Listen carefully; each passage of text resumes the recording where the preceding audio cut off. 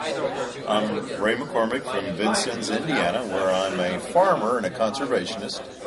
Water is not ever created. It's always recycled. And when you think that you have to use the water over and over and over again, it's a huge incentive to take care of the water and care for the water, because it is who we are. That's what we're made up of.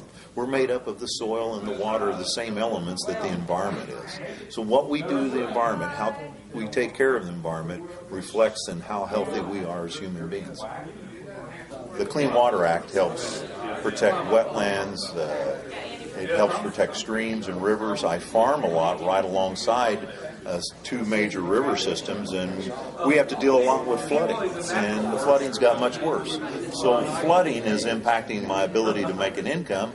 In Indiana, we've drained 87% of the wetlands in Indiana, but yet 89% of the people say they support improving water quality. So we need to look at both of those issues enough. You know, once you've drained 87%, it's time to reverse that. We have to really focus on protecting water quality, and that can be done with wetlands, that can be done by protecting our rivers and streams. So we have issues now with a hypoxia zone, with nitrogen and phosphate runoff.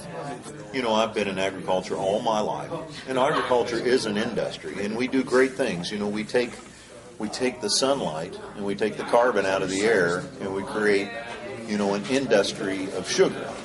But it is an industry, and we have people within that industry that might abuse the resource or take advantage of the resource for profit. So we need a safety net of protection. You know, there may be people that would release waste into a stream and say, well, I can make more money doing that. Most of us don't agree with that, and most of us agree that that should be stopped. We also need an approach where we protect what wetlands are left, or we protect water quality from people in the industry that may not share those same values as most of us do in the industry.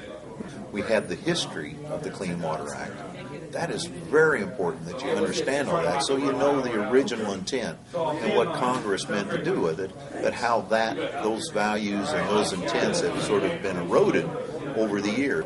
The long-term stability of our natural resources is important for our long-term economic success. I try to look at my own farm as something long-range, that taking care of the water, taking care of the soils, taking care of the land is how I become successful in the long run. Instead of looking at the very short term and how I can turn the most profit, I look at it long term. And I think that's what we need to do when we talk about resource issues, is not look at how we can make the most money today or tomorrow or to this year, but look how that will be in the future, how those resources will be there for not only my children, but children I'll never meet.